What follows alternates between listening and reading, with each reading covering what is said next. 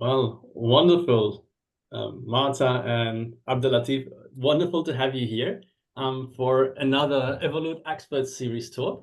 And today we have a very exciting topic, I think. We were going to talk about breathwork and how we can use breathwork as a modality for inner growth, healing, and transformation. Before we jump in, maybe a little presentation who our guests are today. So we have reigning PhDs today. We have Dr. Marta Havenith and Dr. Abdellatif Nemri.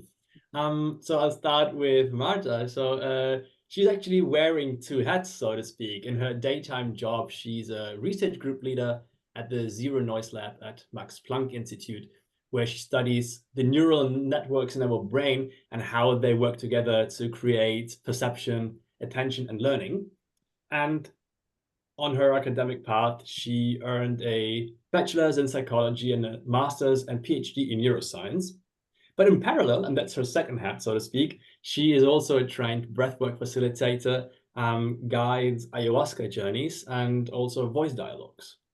So, Marta, you are doing breathwork sessions for groups and individuals with a focus on trauma processing, and working together here with your husband, Abdel, who, as like what Havenith also is a neuroscientist, earned a bachelor's in biology and then a master's and PhD in neuroscience.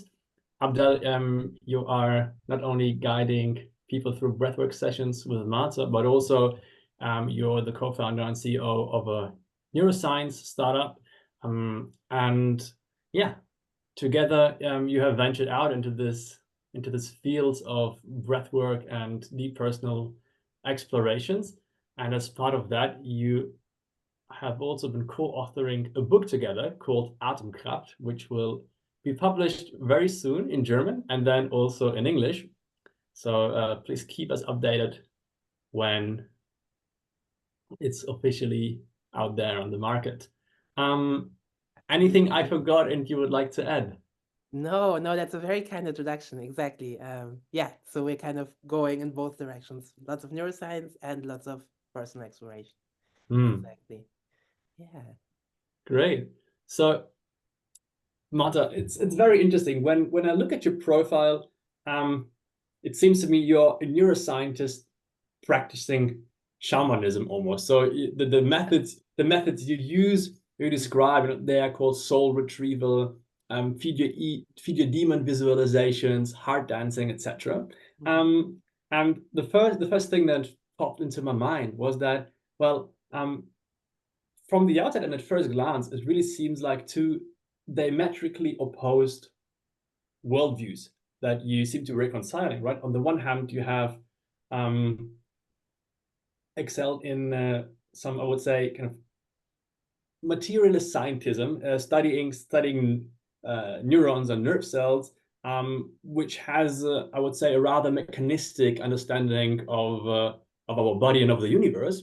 And on the other hand, you have been engaging in something that seems more animistic or mystical, or in Jung's words, where basically the psyche is not just a product of our brain and is contained by the skull, but that is something that is a generative and creative principle of the cosmos. And so I was wondering, how do you reconcile these two worldviews in your life and work? Right, that's a beautiful question. And obviously, there's a balance to it for sure. But I think the main thing is that they're not as opposed as one would think, maybe on at first glance. So I think there's two really interesting aspects to this. One is that actually now, slowly but surely, also scientifically, we're seeing that embodied experience is incredibly important for humans to process anything, right? So this whole idea that, we can like think stuff up in our head and then something changes in the way we approach life is becoming like more and more doubted and more discredited by new science, right? So I think all these techniques are basically a way to have an embodied direct experience of something that you want to learn, right? So in a way, actually all these shamanistic practices are starting to be backed up by science also in a way, right? Not all the specific steps maybe, but the general approach definitely. And then the other thing I would say is that I think at its best, science is a very open, very curious way of depicting and describing the world as best as one can, right? So in a way, I think it's not as far away from art, for example, as one would think, right? So you're Mm, painting with numbers instead of with colors, right? And you're trying to make it as truthful to, you know, what you can understand about the world as you can. And in that sense, also we're seeing that if you do this properly, you can actually put phenomena in numbers that maybe 10 years ago we didn't think so. Right now we're looking at the science of mystical experience, for example, right? We're looking at the science of synchronization and empathy between people, for example, between facilitators and people who are going on these types of journeys. These are things that sounded very esoteric and very weird 10 years ago, but now there are ways to look at them scientifically also and start bringing the inside subjective experience and the outside understanding of that together. So yeah, I think mm, these two paths looked very different until a few years ago, and they're coming together more and more, actually. mm. Interesting. So basically what you're saying is also in the lines of Stan Grof and Wilber and also Ian McGilchrist, who basically say that science and authentic spirituality are not necessarily competing because they're not necessarily also kind of describing the same territory. So they're kind of not mutually exclusive, but rather complementary approaches to understanding reality. Absolutely. And I think if both sides are humble enough to take input from each other, right? If the spiritual side goes like, oh, some scientific input is also interesting. And if the scientific side says, maybe this is not all esoteric woo-woo, let's have a look at it honestly and earnestly, then I think both sides can grow really beautifully. Hmm. But would you say, I mean, as you two come from the neuroscientific field, that we are already at the point where um, colleagues are so open to say, let's examine these topics, or is it still on the fringe of what is possible actually to say, even without risking one's reputation and yeah, and name? That's a good question. Hmm. Abdel, do you want to say something about that first? Hmm. I think historically there's always been scientists that are prepared to take that risk just because they're driven by curiosity. And so every generation, some scientists will study spiritual phenomena or things that sort of like don't really fit. Like, for example, in the 70s, yogis would go to the lab and basically get plugged onto machines, and they would start doing, breathing exercises and meditation, and then machine will start giving numbers that the scientists are like, wait a second, this is not supposed to happen, Mm, right? And so you slowly revise your manuals. It's the same for ayahuasca. Ayahuasca was brought to the Western culture by a scientist who went into the Amazon, right? Um, like obviously now the resurgence of research on psychedelics. Um, so I think it's always been like fringe, but fringe of academia always has been, having a foot in the stuff that's, less mainstream, let's say. And that's actually where most of our knowledge about this stuff comes from. mm, Yeah. And I would also say that in the last 5 years, I have felt a definite shift, right? So even 5 years ago, if you said that you were interested in the science of psychedelics, it sounded a little bit strange. And now I think that's really shifting. And there's whole centers for neuroscience of psychedelics now, right? So I think there's been a real like tidal wave of just looking at these things a bit different. There's still work to do for sure. But I think the tides are very much shifting. mm, mm. That's also my perception. And at the same time, as some observers like Ian McGilchrist say, well, paradigms in science change very slowly, and Mm. transitions from maybe even daring to question, for instance, scientific materialism, it is so slowly that he says these paradigms they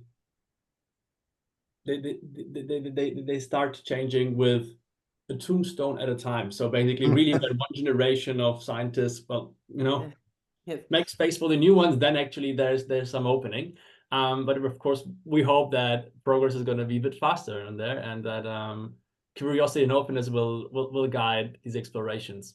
There is a bit of that, and I also think that one danger I would like to point out is that as science becomes more interested in that, it is important to not just kind of replicate the approaches that we had, for example, for pharmaceutical research, right? And really take the subjective experiences that people have in these states seriously, right? I think if we start going like, oh, can we make psychedelics into another antidepressant pill? That's not, we don't just want to do the same thing that science did before again. I think it would be very important to open up the ways of looking at this, also from the scientific point of view. Yeah. And if I may add one thing, and that mostly comes from the fact that when I did my PhD, the neighboring department was psychology department, is that while in systems neuroscience, the field we're from, it's very materialistic. It's like neurons, action potentials, brain areas. Obviously, on the psychology side, they're like, dealing with emotions, with spiritual experiences, or at least whatever manifestation of that you can talk about or measure, or so it's not so much that the materialistic science is dominant. It's dominant in neuroscience, but in psychology, it's much more open to subjective experiences. So I want to give them credit for that. But it's true that it is still it's not a dominant topic. Yeah. And maybe speaking about subjective experience, I'd be interested to know also what led you to explore these kind of somatic or body-based approaches for inner explorations. For instance, in your case, Marta, you studied psychology and also were exposed to, I would say, the traditional methods of inquiry, like cognitive-based modalities. And so you also write that these body-led approaches, they helped you integrate difficult things of your past self, and that's why you found it so useful and actually wanted to dive deeper. So yeah, maybe you can explain how these somatic approaches actually help you and in becoming more whole, and in particular why also you choose breathwork as a method of your work. Right. Yeah, so I mean, for me, this really came out of my personal history. Like, I had a difficult childhood. I had various forms of trauma. And I think that's also why I started quite early to say, okay, I need to do something about it. So I actually, in a slightly insane way, I started meditating every day when I was 14. And then, I studied psychology, I went into the therapy type of things, tried a couple of different self-help things, which, were all useful, right? I'm not saying that didn't help.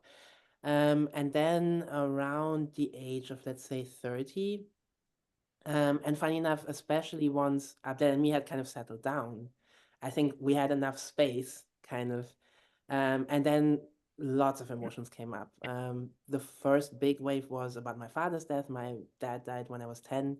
And that was the first time that I actually felt what that meant, right? And at that point, I felt that, okay, I understand all this. I understand the trauma. I understand which, cognitive mechanisms have been screwed up by it and so on. But I can't handle this emotion. I don't know what to do with it at all, right? I literally can't hold it in my body. And so that was the first time where I was like, honestly desperate enough to try other things. I was like, I can't meditate my way out of this anymore. And so at that point, Abdel had actually, through a friend, gotten to know about ayahuasca. And that was actually our first entry point. We were really lucky. We were like in Holland during the time when ayahuasca was legally accepted, right? So a few years later, they got shut down, but we were there just in sort of the golden era where ayahuasca journeys were practiced in an open way and also in a very, structured way, right? People were trained properly for this stuff.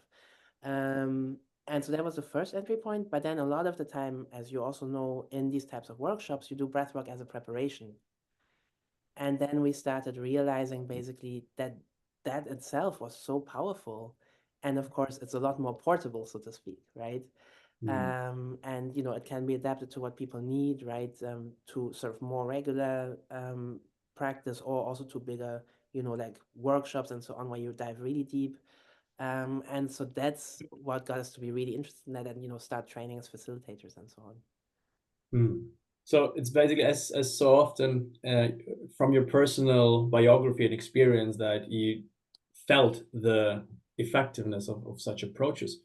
And maybe you can go a little bit deeper into how these kind of somatic approaches differ in the way of addressing traumas or certain psychological wounds compared to more traditional or cognitive approaches. Yeah. So the way I would describe it is that basically a lot of difficulties, actually also a lot of our resources, right? Our personal resources, our strengths, the things we feel joyful about, but also wounds, traumas, are a lot of the time encoded in the more survivally areas of our brain and in our autonomic nervous system, right? So you notice that when a trauma gets triggered, it's not that you go like, oh, this reminds me of that, right? It's that, suddenly your hands start shaking, or your breath gets weird, or you start sweating, right?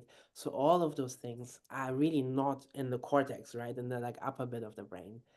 And so that's why I think, for example, cognitive therapy helps you to structure that, right? And to interface with that sort of from top down. And that's useful for sure. But words don't work for these brain areas. They're literally not verbal, like at all, right?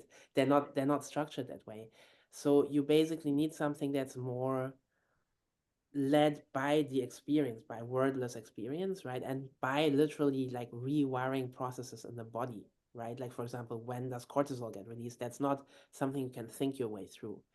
And what we found now is that there's also a little bit of research now that these somatic practices really help you to interface with your body in both directions. So people who do this stuff are better at noticing things in their body, like even simple things, like they're better at noticing if their heart rate is up or down, right? Really simple stuff.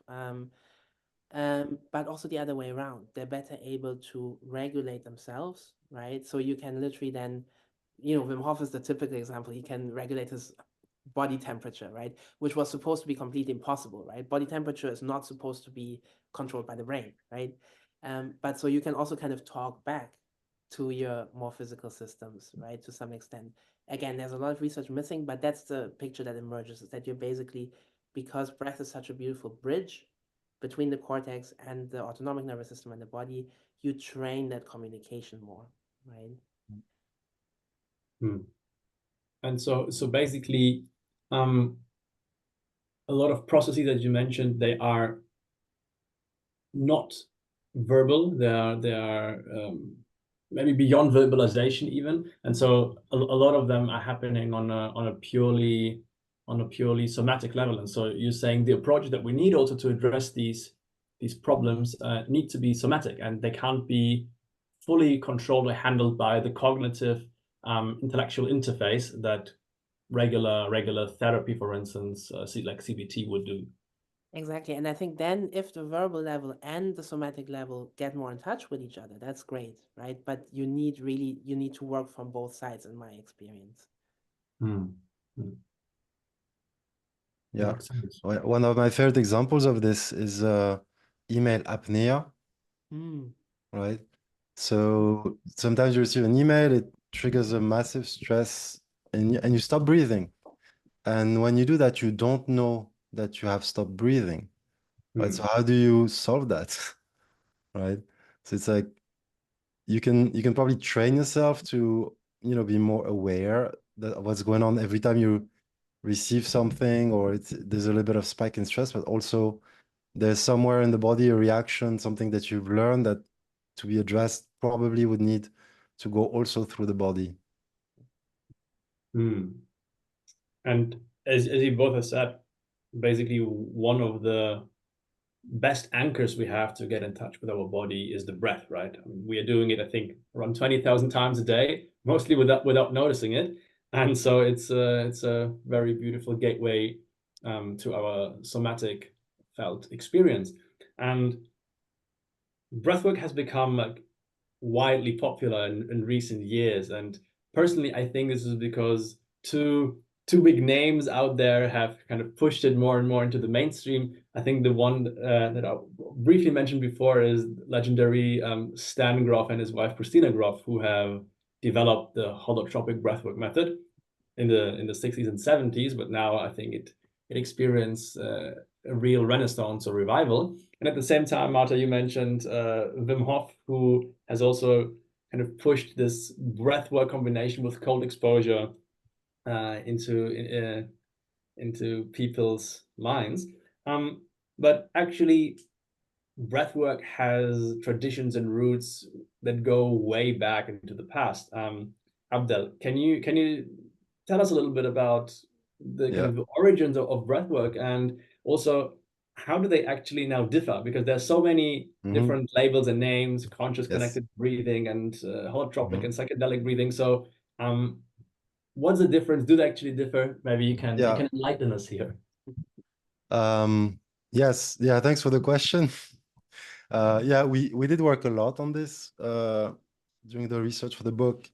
And so I think the first thing to say is breathwork is actually literally from the 70s. And it has very little to do with past stuff, right? Which was one of the biggest surprises that we had, is that while the use of the breath for well-being is very old, right? So the Chinese had Daoyin, like, thousands of years ago, and India also with pranayama, but even before, like old yoga, there's always this idea that you can use your breath to live longer, cure ailments, and actually just feel better in general. But the breathwork in the sense of what Stan Grof did, what Leonard Orr did, that's actually new.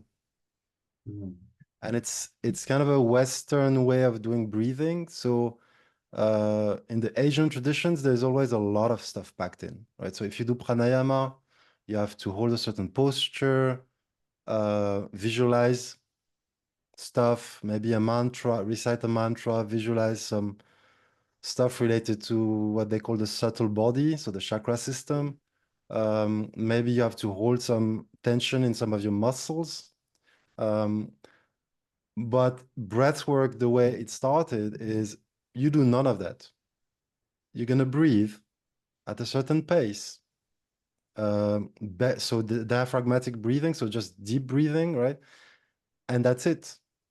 And that's what makes space the easiest way to get to altered states of consciousness, right? Is to modify your breathing and do nothing else. Lie down, chill, breathe, and something happens quite quickly. Now, to the other part of your question, like how do you differentiate the styles? We developed a bit of a framework for it, because so originally what we call breathwork today was just consciously connected breathwork. So but nowadays everybody puts in everything. So box breathing, like Wim Hof or any other, everything is in breathwork. So for me, I like to split them maybe in 3 categories. So one would be the mind emotion focus. So that would be holotropic, rebirthing, and every descendant of that style. Then you have more like biohacking stuff, which could include Wim Hof, but also Buteyko, so all the slow breathing, also a little bit linked to medical or paramedical interventions for asthma and things like that. And then you have performance, which is kind of maybe the least developed, but some people think and believe that practicing breathwork improves your sports performance.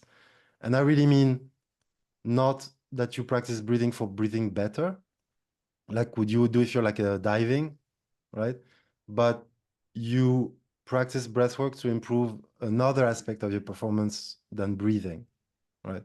So I don't know how fast you can run, how quickly you can climb a mountain and things like that, which I think Wim Hof did some cool stuff like that in the mountains of Kilimanjaro. So yeah, that's the framework that I use, and there's confusion on the words we use at the moment, right? There's a lot of stuff, people name things and it gets a little bit confusing. So for now, 3 big categories: mind, emotion, then you have biohacking, like for health, and then you have performance. And you can really classify most breathing techniques into those 3. That gives you the first rough map of the field. And then what I would say, obviously, we're mostly experts in sort of the mind emotional bits of this. And yes, as you say, there's lots of different names basically. And I feel sometimes they're a little bit like different denominations of like a religion, right? So you have the absolute basic thing, which is the breath, and that's very similar for all of them. And then you kind of take like little decorations around it, like how long exactly the session lasts, how many facilitators you have, you know, if you do other things apart from the breathing itself, right? Like, you know, the holotropic people are into mandala drawing, others don't do that, those kinds of things, right? But I feel like that, in my personal opinion, is a lot about actually looking at the facilitators, right? Because there is a very personal touch to breathwork. So I would actually personally look less at the, you know, lineage they specifically, you know, say they come from, and more at, okay, is someone, you know, empathetic, grounded, right? You know, like open to different, you know, interpretations of a breathwork experience. I think those are really important things. So that would be my thing. Is I would worry less about the name before the breathwork, whether it's transformational or psychedelic or whatever, and worry more about that stuff. Very interesting. Yeah, I think also surprising for me actually to hear that the concept of breathwork that we know now actually has more recent roots than expected. Because I mean, obviously, as you said, like we all, or most of us have heard of pranayama and different kind of fire breathing. But yeah, apparently that they were way more kind of enmeshed in kind of spiritual ideas that are coming along with other complementary practices or visualizations, and just the pure practice of breathing and letting everything else go, kind of a more minimalistic approach.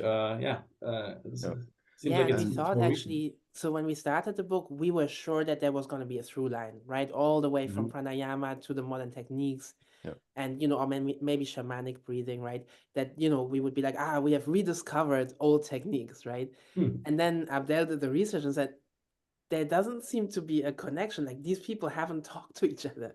So so that's actually, that was really surprising to us as well. And the breathing technique itself, the breathing technique of holotropic or rebirthing, or all the schools that come, I should say that, by the way, on mind emotion breathwork, the one we're really talking about, the founder, the founder is really Wilhelm Reich. He did almost all the work, and so a lot of the things you will find in breathwork come from what he did. It's just that for some reason he never understood that the breathing, right, the connected breathing, was the main thing that was doing all the work. So he never wrote, okay, this is the method, this is how you should do it, but he was essentially doing that stuff in a slightly disorganized fashion. And then people like Leonard Orr and Stan Grof and Christina Grof in the 70s, around the same place, by the way, they were all in California, and this like really vibrant times of cross-cultural exchanges and creativity. That's when they really came up with the formula of what we call today breathwork. And these are the 2 main schools. Like, so most breathwork styles will have some kind of combination, some kind of mixture of rebirthing and holotropic into them. And you'll see some schools are going to be more dominant holotropic, others will be more dominant rebirthing, and but that's essentially the genesis of the whole thing. Thank you. It's very interesting. And as you said, well, there is already kind of a problem with the taxonomy of what is breath work, and there's a lot of stuff kind of crammed into it. And I think it makes sense to have more clear, precise terminology for the future, and maybe also your book will contribute to that. But when we focus on one of these three categories, which is kind of the mind emotional connection, as you mentioned, so what are kind of the common parameters of that kind of breath work, right? How does it work, and does it really differ if you breathe through the nose, inhale through the nose and through the mouth, or you push out the exhale or not? Because also I found there are many different approaches, and so does it actually make a difference? I can speak briefly of the nose and mouth distinction because that was a big deal originally between rebirthing and holotropic, that rebirthing it through the nose and holotropic it through the mouth. But then rebirthing, once you do it in the water, then you can. So essentially, the biggest difference is that you breathe through the nose, everything is a little bit slower, right? The airflow slows down, you are more oxygenated, and so if you are seeking, altered states of consciousness, non-ordinary states of consciousness, through the nose, it's going to take a bit longer. But that's it. That's really it. And then, I don't know, Marta, you wanted to say something about... Probably yes. Oh, the Yeah, so same. Okay. yes. No, so from the neuroscience perspective, what we're starting to see now is that the most important trigger is simply breathing more intensely, essentially, right? So what you need is, especially for your CO2 to go down, right? So when you breathe in a circular, kind of slightly more intense way, that's also why it's so important to breathe deeply, right? So if you're hyperventilating spontaneously, for example, if you're having a panic attack, you're like up here, that doesn't help, right? Because you're not actually absorbing the air and you're not actually getting air out. So deep and intense breathing basically just means that O2 goes up, but most importantly, CO2 goes down because you're breathing it out. And that seems to be one of the most important trigger moments for these altered states of consciousness, right? So afterwards, once you've triggered, you can stay in an altered state of consciousness also longer. So you don't have to constantly like refuel this process, right, with your breathing. But for most people, this trigger is quite useful, right? There are some people who can just go into non-ordinary states of consciousness. They don't even need to change their breathing, right? They just lie down and, go, but that's very rare, right? So generally, this is kind of like a kick to the system, to your body, to your brain. And that's the main central ingredient of all these breathwork traditions is you need to breathe more strongly, right? Yeah. And then the specific breathing style changes a little bit the type of experience you might have, right? So for example, if you breathe very strongly, you're more activated, so that will also change your subjective experience, right? Versus a bit more slowly, that might bring up different themes, right? But the other state of consciousness is purely breathe more, basically. Yeah. And I think it's the same for the other part of your question, which is like, when you exhale, do you just relaxedly exhale or do you force the air out? I think it doesn't make a difference physiologically, but psychologically probably will invite different types of feelings and experiences. If you're working super hard, then if you relax and let go, right? Oftentimes we use this visualization where you like breathe in energy and breathe out, your bad feelings or your whatever it is that needs to come out, right? But so if you forcibly push it out, it will probably feel different. Yeah. And if I put on my facilitator hat for a second, our experience is that having a bit of a softer approach, right? Telling people not to work too hard, right? Not to like, bang their head against the wall, essentially, often brings out much more interesting processes, more vulnerable processes, things that are hard to look at and that, like to hide when you're in an emergency situation. So telling your body, yes, we're breathing a lot, but we're not in an emergency situation. And our experience is really useful for breathwork. Very interesting, very interesting. Especially about the fact how different kind of types of breathing can also help access different emotional states. And I would even say that certain patterns that we hold in our day-to-day life will probably also predict how people would breathe. So I guess people who think like, I need to work hard to get somewhere. I've seen people often are very intense in the in and out breath and try to push it really to get there, not to work themselves up to the mountain. And sometimes what helps is just release and let go a bit more of the breath, and suddenly other things come up. So it's interesting to hear you also see that in your practice. Absolutely.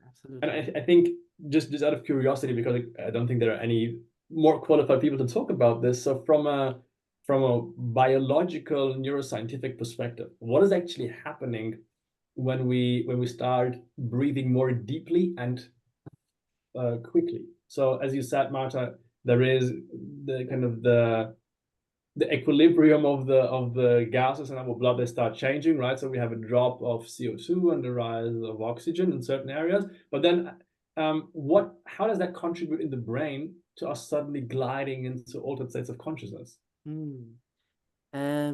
So there's a long answer to this and a short answer. So let me start, and then we can see how long we want to make the answer. So I think the main factor about this is actually the pH value of your blood, right?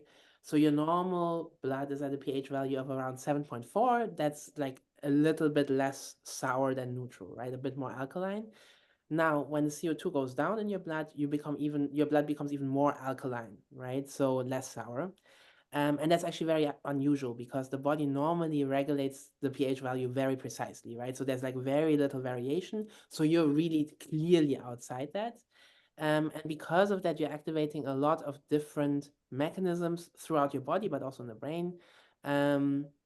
So you're definitely activating your sympathetic system. Then some of the raphe nuclei, which are like little brainstem areas in the back, like almost at your spine, start firing, because normally, and you may also notice that in your own sessions, after about 10 minutes, sometimes there's this feeling of like, I should really stop breathing, right? So that's probably your raphe nuclei firing and saying, stop breathing so hard. This is not normal, right? So now when you overcome that, most likely you get definitely a release of serotonin. And also your blood vessels contract, especially around the cortex, right? Because again, the blood is very weird at that point. The pH value is very weird. So the blood vessels contract, so they let less blood in, especially around the cortical area. So your survival brain is still pretty nicely functional, but your upper cortical areas get a lot less blood, sometimes 50% less. It's not dangerous, but it is weird, right? And so partially that could just mean that, and this is where we're starting to speculate, this could just mean that, the cortex, like especially the prefrontal cortex, these are your control areas, right? Like the sort of running commentary of your life. And so if they get less blood, then, they might just be less active, which allows the other areas to become more noticeable. What might also happen, and this again is absolutely not proven, and it's also very hard to prove, is that DMT gets released by the brain. The reason why this is an interesting hypothesis is because DMT, so first of all, the building blocks of DMT are everywhere in our body, but the question is, does the brain put them together, right? And that's very hard to prove, because DMT usually falls apart very quickly, like in 5 minutes. So if you wanted to test this, it's very unclear how at the moment with our neuroscientific tools we would test this directly. But the reason why this is an interesting hypothesis is because DMT naturally is released to protect neurons from lack of oxygen, right? So for example, it gets released when people are suffocating, right? Or when organisms are suffocating. So you can sort of see how, if you're putting your brain into this very weird state, also getting less blood, this might be a trigger for DMT to get released, right? Because you're basically putting yourself into an like artificial emergency state, right? Your brain reads it as an emergency state, even though there's no actual like danger to your health. So that might also play a role. Yeah, I think that's sort of the Fascinating. So I have two follow-up questions. The one is regarding, so when you said, well, there is a kind of a vasoconstriction in certain parts of the brain, especially in the kind of the higher level functioning parts of the cortex that are there kind of for, that instantiate certain things, amongst which probably also the default mode network is a part, which in the psychedelic research, the DMN or default mode network has become kind of a big thing, because apparently psychedelic sessions, they seem to downregulate it, so that the beliefs, this is where basically your beliefs about yourself, you're worthwhile, you're lovable, are you good at that or bad at that, is kind of being instantiated. And when that area is being tuned down, suddenly new beliefs, more kind of bottom-up processes can happen, right? And we can update our hierarchy of beliefs, etc., etc. Is there any signs or indication that a similar thing is happening with breathwork, that the default mode network is being tuned down? So there's no direct evidence yet, but it's coming, right? So there's a couple of labs that are looking into that, including actually our own. But the thing is, it's not easy to measure during breathwork because people are usually moving and moving their face, so it's not easy, but it's possible if you try hard enough. And so I think the science is slowly coming now. There's no direct evidence, but there's a first paper showing that similarly to psychedelics, the neuronal activity during breath work becomes more chaotic, right? So that's another one. So there's kind of two big things with psychedelics. It's like default mode network activity goes down, and then communication becomes more widespread and more unpredictable, right? So because of the blood flow thing with breath work, that does suggest that the DMN might be downregulated because it's not getting so much blood. So there's definitely a reason to believe that. But the one thing we now have data on is that indeed, also in breath work, neuronal activity and communication becomes more unpredictable. So that would argue that it has similar effects as psychedelics, actually. But we can't prove that yet. Okay, very, very interesting. And so again, I have another follow-up question, but before I forget this one. So the other thing I wanted to ask is regarding the internal DMT production, right? It is a claim that is being made in different traditions of exercises, right? For instance, in dark retreats, people claim, well, after 6-7 days of darkness, the brain starts releasing DMT. In breathwork, people claim that. And it's been highly contested by some people saying, well, it's even if so, the concentrations would be way too low. Others say, well, we don't know, we can't measure. But you said apparently the DMT is a protective mechanisms for neurons that starts being triggered when we have kind of a hyperoxygenation, so when we don't have enough oxygen in the brain. So would it be maybe an idea, or has somebody looked, for instance, at apnea divers, people who are training to hold their breath and kind of expose themselves to kind of low oxygen environments to measure Right. that? I don't think there's any direct research. And also, again, like the really difficult thing is if you wanted to do this at all, you would actually have to like drill holes into their brain to measure this, right? So that's the problem, is that you can't visualize the DMT without going into the brain. So that's a real issue, right? That's why the only data point we kind of have on this is with rats. And that's, first of all, not a very friendly study because they gave rats heart attacks and then measured DMT in their brain. So, but also it's contested because then basically people said, well, if an animal is dying, all sorts of stuff gets released, of course, right? But in that study, they did find DMT in very physiologically relevant doses, right? So that's another little puzzle piece that makes people think that this might actually happen. But so no, like the research in humans is extremely, extremely little, basically. Yeah. And if I may connect this back to your opening question, where there was this, let's say, two ways of looking at the world, right? You have the scientific method, mostly materialistic, and then you have the more spiritual or experiential, let's say, domains, right? And one thing that I always find troubling is when people from experiential domains make a scientific claim for which they have no data. And in a way, I'm like, do we even need to discuss this? Right? If you spend like 7 days in the dark and then something happens, good. Tell us what happened to you. But talking about DMT in that context is completely unproductive. Right? If you can't measure it, it's like, just tell us what your subjective experience was. And maybe we can even, and that adds to Martha's answer from earlier, which is that While for breathwork, the mechanisms about the default mode network are not known because it's not been measured. The way people talk about their experiences is extremely similar in breathwork and with psychedelics, right? And I think Marta even has some data about Yeah. the markers of the experience, the spiritual aspects of it that maybe you can talk about. Exactly. So when you just ask people what they experience, indeed, sort of breathwork tends to be extremely similar to psychedelics. Maybe a little bit less than a full-on, for example, psilocybin or LSD trip, but way more than MDMA. So it's very, very, very similar to a psychedelic experience, just subjectively speaking, which is not proof, but it's one of the reasons why people believe that also the neuronal things are similar. But I was also gonna take Abdel's point up because I think that's very important. I think one thing is experience is valid, right? You know, if you feel like you're experiencing something close to a psychedelic experience, whether the mechanism is exactly the same or not, in a way, doesn't really matter.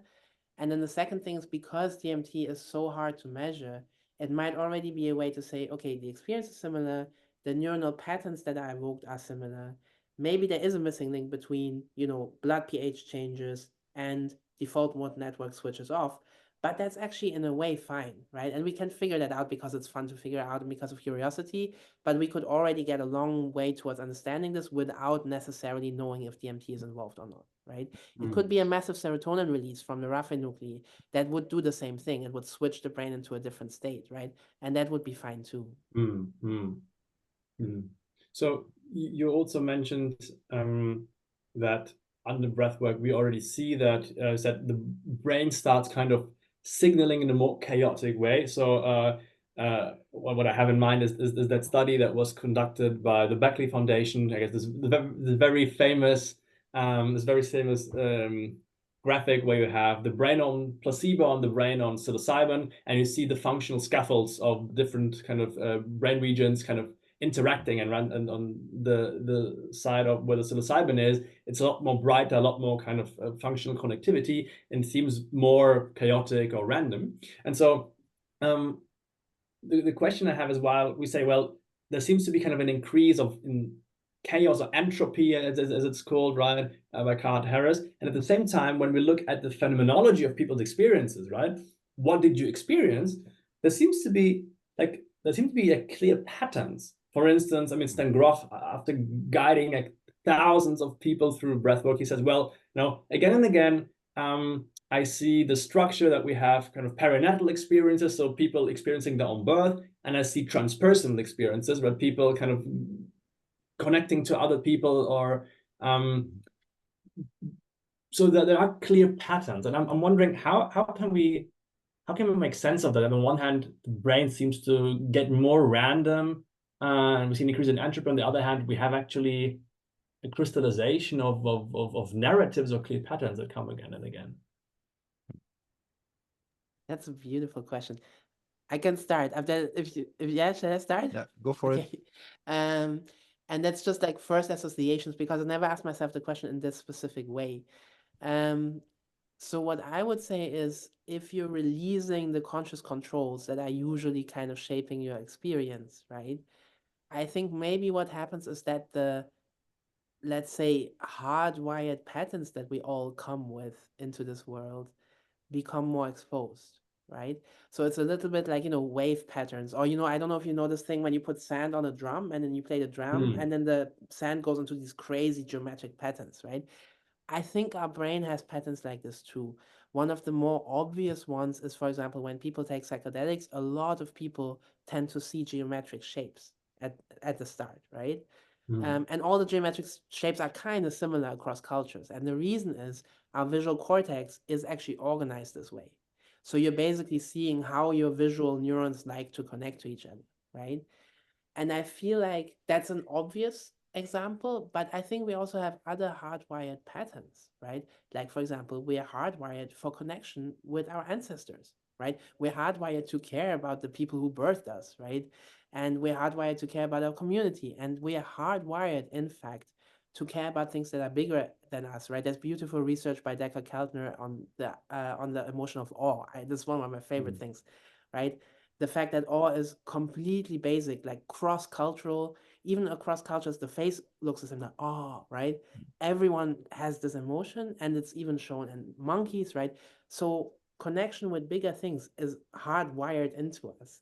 And I think sometimes what happens with these types of experiences is that you remove the conscious blah, blah, blah, blah, blah, and what comes out is the natural pattern of the brain, or the inborn, let's not say natural, everything's natural, but let's say the hardwired pattern of the brain. That's how I would interpret it. Mm. Yes.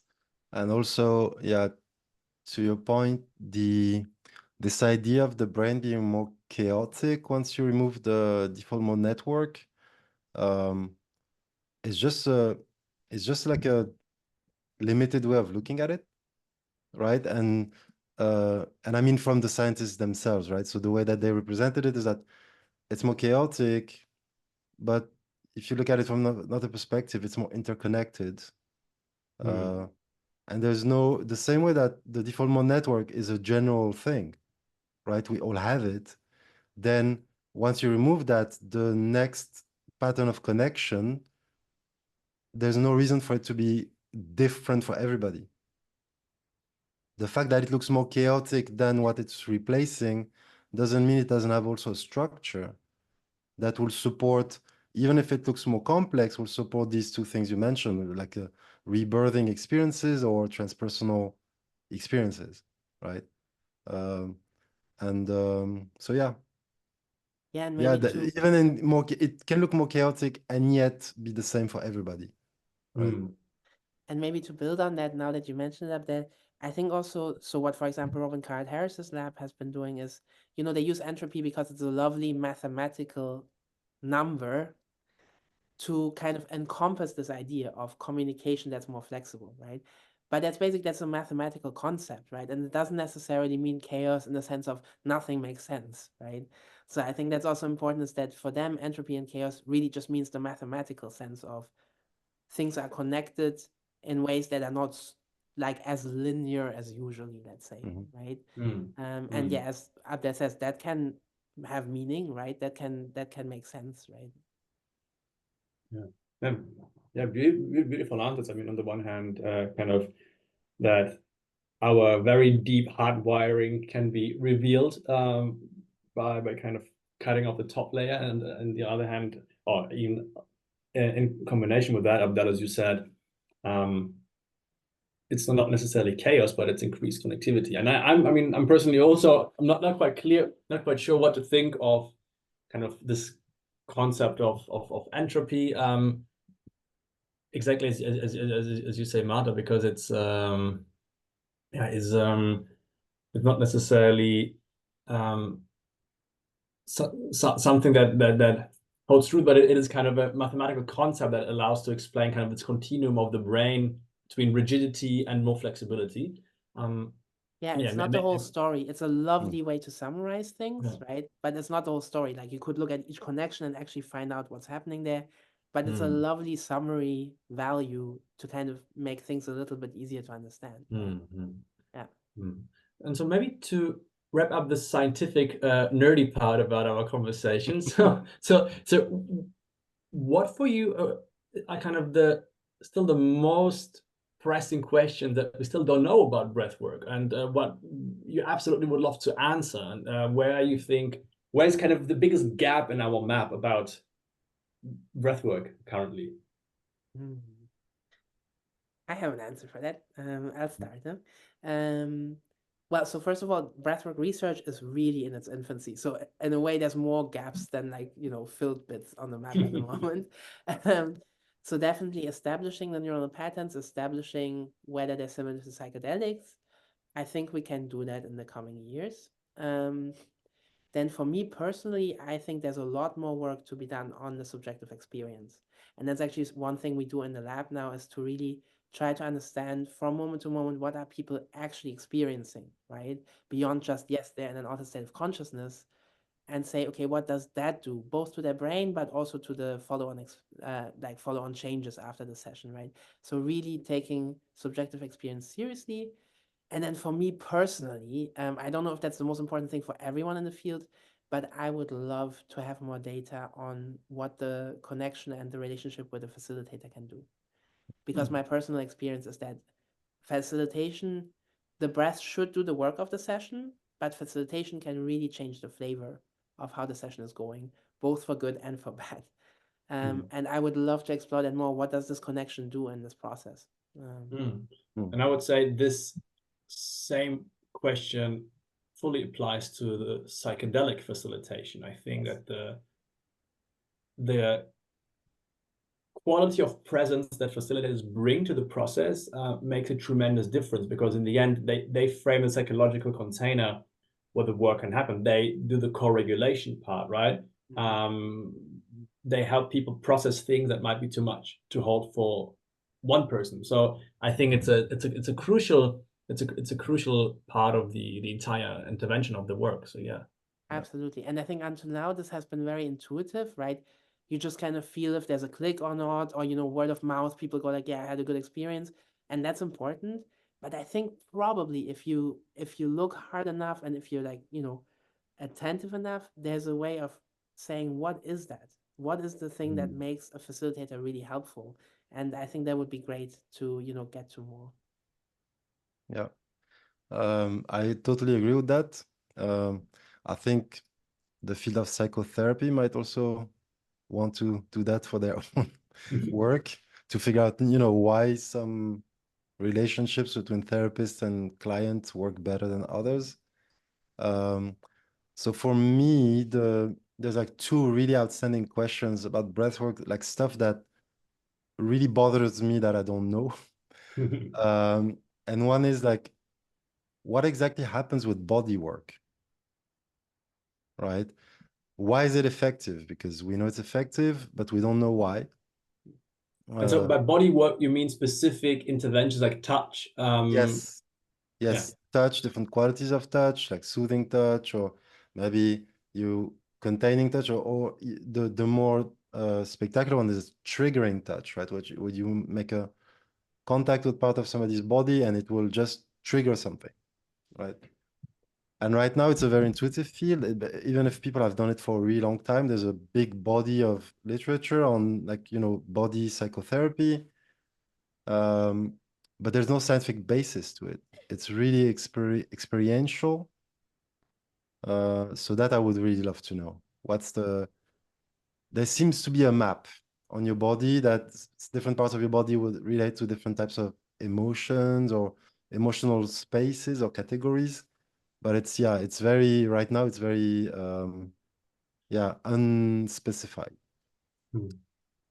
The other question that for me it's really outstanding is the boundary between like non-ordinary states of consciousness, what those do to your well-being, and the biohacking aspect of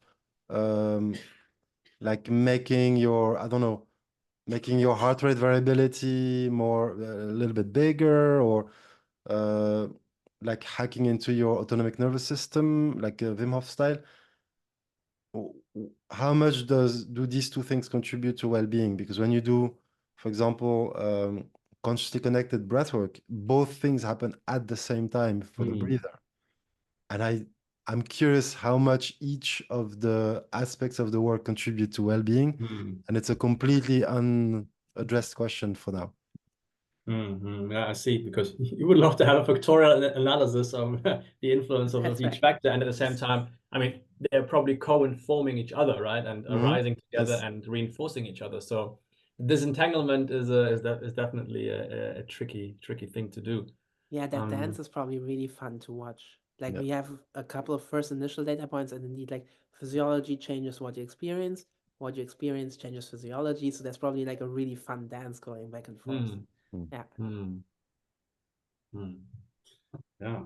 So hopefully a lot of researchers and aspiring researchers are listening to these questions, and there's a lot to find out here, I feel. Yeah. Maybe a few more questions about parallels between psychedelic work and breath work. So we've talked about how phenomenologically these altered states of consciousness seem to be quite similar, that what people experience between psychedelic states and breathwork states are kind of comparable, or people report about same feelings of awe or noetic qualities to it, or processing some emotions like grief, sadness, and anger, but also awe and something more kind of like universal, like love. And what I would like to shed a bit more light on is the process where the breathwork is embedded. So, for instance, in the psychedelic work, I mean, we have these now buzzwords: preparation, integration, and how important they are, and it is because they are so important indeed. I'm wondering, how do you see the role of preparation and integration for breathwork, especially because a lot of people from the psychedelic world say, well, actually, breathwork itself is a form of preparation or and integration for the psychedelic session. So, how Right. do you make sense of that? Yeah, that's a really good point. Um, I think it's actually quite similar to psychedelics in the sense that both preparation and integration can really change how a session affects, you in the long term, right? Um, Typically, of course, breathwork experiences are a bit shorter, right? So, they might not be quite as overly like super, super dramatic as, let's say, a 10-hour journey. But so I think preparation in breathwork might even be in a way more important. And I think maybe Abdel has more to say about this too, because the work is not done, for example, by a psychedelic, right? So if you're very closed up and you go into a breathwork session, either not very much is going to happen, or what happens is not going to be very fun, right? So by So close up, you mean emotionally or yeah, like emotionally. physically, or? Actually physically also, but emotionally, right? If all your defense mechanisms are up and you're not in touch with your body at all and you go into the breath, that can be tough. um like people can really, like, also physically, like the muscles tense up, or you don't experience anything, or the only thing you experience is like your head going like, I'm not doing this right, this is annoying, this stuff. So that's just not a fun experience. um so in that sense, I think preparation is almost more important, of saying, let's take the time to get in touch with our body, to, kind of meet ourselves a little bit already, invite things in, and then go into the breath. um and then I think for integration, similar to psychedelics, I think some of the really positive things that can happen in a session can, I wouldn't say get destroyed, that's too strong, but they can lose some power if you don't integrate them well, right? Um, and I think there's a couple of sort of, typical traps that people can fall into. I don't know if we want to go into that. I mean, you can name a few. Yeah. I'm sure it's very interesting to our listeners. Yeah. Okay, cool. So I think one is sort of judgmental understanding of, of what the experience means, right? So that can happen either in too much or too little sessions. Either you go like, nothing happened, probably this was a bad session, something like that. Whereas a lot of the time in nothing sessions, really interesting, subtle things happen, or too much. I couldn't deal with these emotions. This was too much, right? Again, you're not giving yourself the chance to see what was actually going on below the judgment, so to speak, right? Mm. Um, then I think also just generally rigid interpretations, right? Saying this is what this means, right? You also have that a lot with people who have sessions that are sort of, that have a clear message, right? Like we like to give this example of, if you get the message of, I have to leave my partner, right? That doesn't mean you have to pack your bags, right? Like, that could mean, oh, I have to rethink what this relationship means. That can mean symbolically there's something that I have to leave behind, right? Or like by thinking this, I'm changing the way I'm approaching the relationship. This can mean 100 different things. So don't go for one interpretation. It could be that, but it might very well not be, right? So I think just sort of standing in the not knowing of saying, let this settle and explain itself. Don't say what it means. And then the final thing that I think sometimes people do is that they really fall in love with this state of being. Mm. And then they don't like everyday experience anymore. And I think that's another big trap, because I think these experiences, these truths that we find there are supposed to inspire our everyday life, right? And maybe guide it, maybe reshape it. But everyday life is where you get to be you, right? So they're different, but it's, I think, very important not to discount the rest of life. Um, Hmm. so yeah, I think these are the main traps that we see a lot of the time, where also facilitators can really help, right? Um, Yeah. yeah. And in terms of like compatibility or synergy between psychedelic work with psychedelics and with breathwork, I think that they work really well together. Um, and breathwork has this advantage over psychedelics that the breather is in control of the experience to a much larger extent. Hmm. So it can be a way to explore the space you might go to with psychedelics, but in a more controlled way. So it's a nice thing to do before, right? Especially if you've never done psychedelics prior. And same for integration. Like now you can bring back all your experiences from the psychedelics, but in a more controlled way, more safe space for you to relive, reintegrate. So they work really well together. And maybe that's also nice to say for people who might feel, for example, that they have a lot of trauma and they don't want to jump into psychedelics right away. Like breathwork is a really nice way to say you go as far as you want today, right? If it's too much, we just, breathe slower, we pull out, right? So it's also a nice way Hmm. of respecting your own boundaries for what you can handle at each point in time, right? I think sometimes people think the more processing, the better. But that's not always the case. The more processing that you're ready for, the better, right? So I think breathwork has that really nice feature of you can really respect what you're ready for. Yeah, I mean, definitely kind of the degree of titration we can do with breath work is a lot more granular than with psychedelic work, I guess. That's also the experience that we have collected. And maybe kind of closing up in a sense, with respect to your last point that you said, well, of course, also people with trauma, be it kind of diagnosed trauma in the form of PTSD, or maybe kind of the non-capital T trauma, kind of the small T trauma, if we can even name it. So I mean, I guess we all have certain psychological woundings.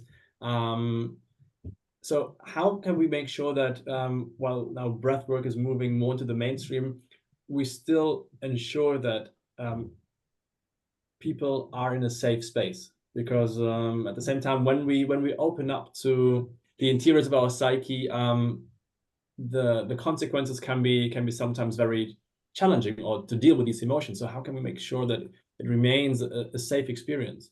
Hmm. Yeah. Did I start? Yeah, sure. Okay.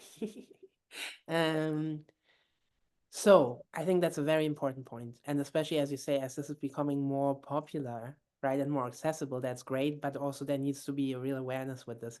I think one of the most important logistical points is enough facilitators. I think this is extremely important. Um, so, or if you have very few facilitators, you have to make sure you do a gentle enough breathwork that people don't go into these really intense spaces. But our personal preference is just having enough facilitators so that if people go into intense processes, you have one, sometimes two people with them so that they don't have to go through this alone. Because I think that's a real thing when trauma comes up and you're left alone with it, that's really re traumatizing, right? So, enough facilitators, enough space for preparation and integration, right? Also, knowing that facilitators are actually there for you even after the session, right? Like, we give out our phone numbers in case people go into more intense processes. And then I think also extensive training of facilitators. And that's a really difficult one, I think, because it's very hard. Again, we don't have data on this yet, right? How do you train a facilitator to feel? Because it's actually both. It's you have to be there when someone needs you, and you have to leave space when someone needs their boundaries, right? It's both, because being intrusive as a facilitator can also be very traumatizing. So that actually takes very practical training. It's a physical skill almost to go like, okay, where's that person at? Right? To read that and to react to it. It's like a sport almost, right? You have to just keep practicing it with good teachers. And so that I think is a real challenge to, how do you objectively measure that? But I think that's incredibly important. You can't just facilitate because you're empathetic. That's a great starting point. You need that, but you also need to train very seriously.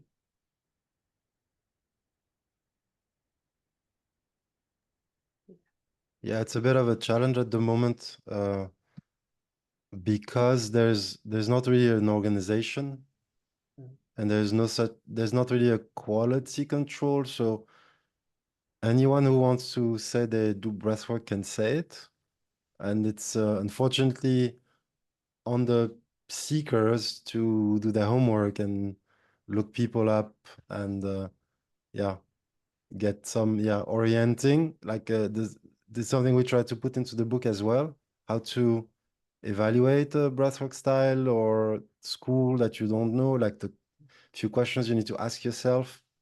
And it's like the breathing itself and all the atmosphere around it, but also how much do they charge, right? And you gotta, if they charge a lot more than average, like, is it because they're better, or is it because they're more interested in their bank account than in what the work with you? So yeah, it's because breathwork is sort of rising in popularity, but it's kind of still early stages. Regardless, then yeah, um, one needs to use some discernment when they choose who and where to do breathwork. Yeah, and actually, I think that's similar to, with psychotherapists. You also need to find first someone who Yeah. fits you. And so in that sense, I would say if people know that they have trauma that might come up, I would also definitely talk about that with facilitators beforehand and see if they react in a way that makes me feel safe, that makes me feel like they're grounded and they know what they're going to do with that and they're taking it seriously, right? And speaking about trauma, because we've mentioned that word, and I mean, again, it's kind of a loaded word, and some people say, it's not like so prevalent as you think of it. People with real trauma, they are severely kind of discapacitated in their daily life and in their functionality, so to speak. But would you say that breathwork in that sense is suitable for everyone, or also to people listening out there? So in case they are aware of a history of trauma, is it kind of a wise decision to seek a breathwork facilitator, or should people always do that kind of in conjunction with psychotherapy? Interesting question. And I think actually that's interesting that you also bring up this difference between very serious clinically diagnosed trauma and sort of the trauma that many of us feel, just things you carry with you. I think there's definitely a few real contraindications, not so much on the area of trauma, but things like schizophrenia, history of psychotic episodes, history of epilepsy. Those are really things where, breathwork is not a good idea, right? And there's a couple of others. In terms of trauma, my feeling is that actually, if you have very, very severe trauma, I would maybe start with something more gentle first. If this is the first time you're opening up this topic at all, right? You haven't been to therapy, you haven't tried, more calming stuff, maybe meditation or whatever. You've done nothing at all, and it's a massive amount of trauma. Then maybe going full on into a breathwork session is a rough start. For some that might work, but I would be like, well, maybe be a bit more gentle about it. So I think actually the area where I think breathwork definitely works is anything, above that, right? Like traumas that are sort of severe-ish to mild, definitely I think a lot of the time can come up in breathwork and be integrated better. But also I would like to stress that breathwork is not just to address wounds or dark things, right? I think for a lot of people, one of the things that actually happens is that really positive things come up, that you get more in touch with resources and powers in yourself, or talents, or things you love, right? Or relationship that you want to have flourish more, right? So I think also that's important, is to not only focus on like fixing things that are not working. Yeah. Yeah. Okay, great. Marta, Abdel, is there anything else you would like to mention that we didn't address today?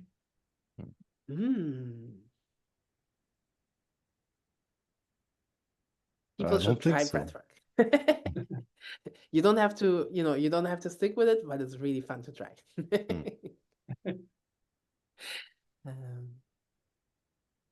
Yeah, it's no, I just really. it's just breathing, right? That's the thing that's always most amazing for me.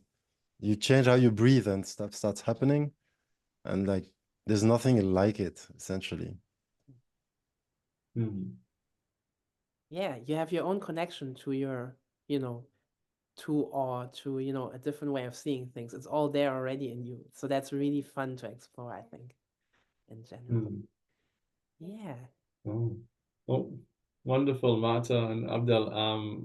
I've really enjoyed our conversation and our detours into science and also into the more practical experience of breathwork. So thank you so much for being here with us today. Thank you. This was really fun.